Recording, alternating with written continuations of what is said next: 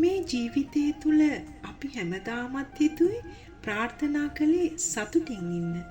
සතුට කියලා අපි හැමදාමත් අල්ලගත්ත සොයාගත්ත දේ තුළදී ආයෙත් අපිට දුක ලැබුණා. ඒ තුළදී ආයෙත් අපි හඬා වැටුණා. ඒත් මුළු ජීවිත කාලය තුළදීම සතුටින්ම ඉන්න පුළුවන් නම් ඔබටත් මටත් ඔබ කැමති නේද එහෙම? හැම වෙලාවෙම ඇත්තටම hina වෙලා ඉන්න පුළුවන් නම් ඔබ කැමති නේද එහෙම? ඉතින් මේ ජීවිතේ නිරන්තර සතුටක් දෝරේ ගැලීම ගැන කාටම හරි අවබෝධ කරගන්න පුළුවන් වුණොත් ඇත්තටම ඔබ වාසනාවන්තයි. බොහෝ කාලයක ඉඳලා මා කළ ජීවිත ගවේෂණය තුළින් ඒ පිළිබඳව මා ලද අත්දැකීම් ඔබ සමග හුවමාරු කරගන්නට මා ආරම්භ කළ Happy Soul YouTube channel එකට මම අද ඔබව ඉතා ආදරයෙන් පිළිගන්නවා. ඒ වගේම ලයිෆ් කෝච් කෙනෙක් විදිහට මේ වෙද්දී සිය දහසක් වූ බාලමහලු වැඩිහිටියන්ගේ දුකින් පිරුණු සිත් නිවා සනසාලන්නට මට හැකි වුණා. අදින් අරඹන්නේ එහි තවත් පියවරක්. ඉතින් ඔබට ඔය වටිනා ජීවිතේ ලැබිලා තියෙන්නේ දුක මතින් කලකිරෙන්නවත් තමාට අහිමි වෙච්ච තමාට නොලැබුණු දේ තුලින් සුසුම් හෙළමින් කඳුළු සලන්නටවත් නෙවෙයි නේද? උදේ ඉඳලා රෑ වෙනකම් ගෙවෙන හැම තත්පරයකදීම අපි දිව්වෙම ලුහු බැන්දෙම සතුට පස්සෙම නේද?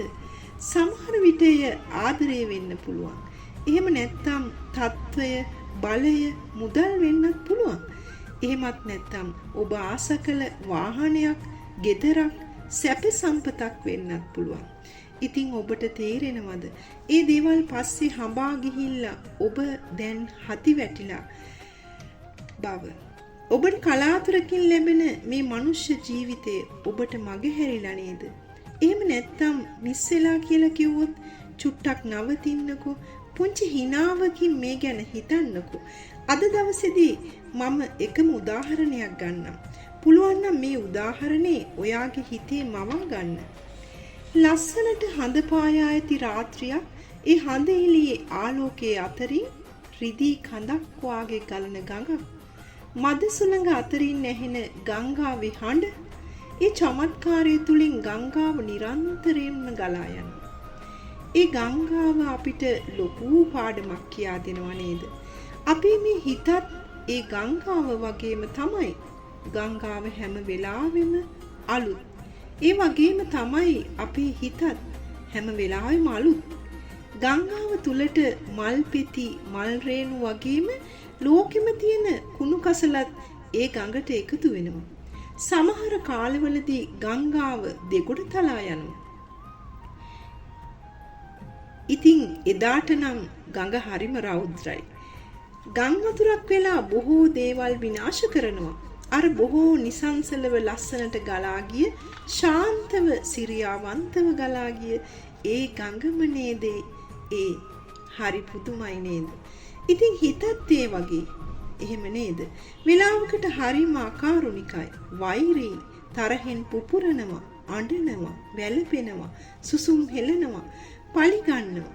ඒ තමයි ජීවිතේ හැටි, හිතවල හැටි. ඉතින් ජීවිතයත් අර මම කිව්ව ගඟට සමානයි කියලා ඔබට හිතෙනව නේද? ඒ ගංගාවට අදිෂ්ඨානයක් තියෙනවා. ඒ තමයි ගමනාන්තේ කරා යාම.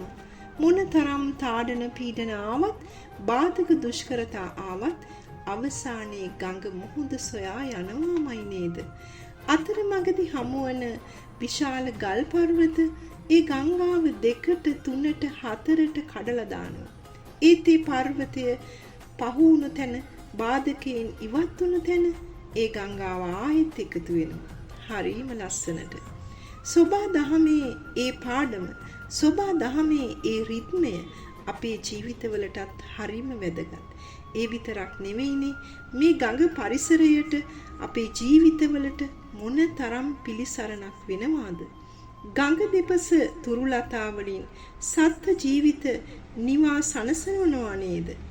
මේ ගඟ දිය නිසා ඉවුරු වල ඇති මල් ලස්සනට පිබිදෙනවා නේද? සමහර මිනිසුන් සතුන් ජීවත් වන්නේම මේ ගඟ නිසා. එයාලගේ ජීවිතේම මේ ගඟ කිව්වොත් හරි. ඉතින් ලස්සනට ගලා යන ගඟ වගේම නේද අපේ ජීවිතයත්. මේ ජීවිතය තුල අපිට කරන්නට පුළුවන් උදාර කාර්යයක් තියෙනවා. ඒ තමයි අනෙක් ජීවිත සනසාලන එක. පුංචිම විදියකට හරි මේ ලෝකේට සුවයක් සහනයක් ගෙනත් දෙන්න අපිට පුළුවන් නම් ඒක මොන තරම් අපූරුද. මුළු ලෝකෙටම සිසිලසක් වෙන්න පුළුවන් නම් මොන තරම් සුන්දර හැඟීමක්ද. ඉතින් ගංගාවක් වැනි මේ ජීවිතයත් නිකම් ගලා යාමක් වන්නට නොදී ඔබට මෙන්ම මුළු ලෝකයටම යහපතක් වන්නට ගලා යා හැකිනම් ඔබ තරම් වාසනාවන්තයෙකු මේ මිහි පිට තවත් නෑ කියලා මා ඊට විශ්වාසයෙන් කියනවා. අන්‍යයන්ගෙන් කිසිවක් බලාපොරොත්තු නොවි ඔබට සිනාසිය හැකිනම් උපකාරයක් කළ හැකිනම් යමක් දිය හැකිනම් කරුණාව මෛත්‍රිය තුලින් ඒ ජීවිත සුවපත් කළ හැකිනම් එක වචනයකින් හෝ ඔවුන්ට යහපතක් සැලසිය හැකිනම් උත්සාහ කර බලන්න. ඔබට පුළුවන්. ඒ තුල ඇත්තේ අප්‍රමාණ සතුටක්, සැනසීමක්. මෙපමණ වෙලාවක් මා කිව්වේ හැමදාමත් hina වෙලා සතුටින් ඉන්න පුළුවන් එකම එක රහසක් විතරමයි. හෙට ආයෙත් අලුත් දවසක්. ඒ අලුත් දවසකදී අලුත් කෙනෙක් විදිහට ආයෙත් අපි මුණ ගැහෙමු.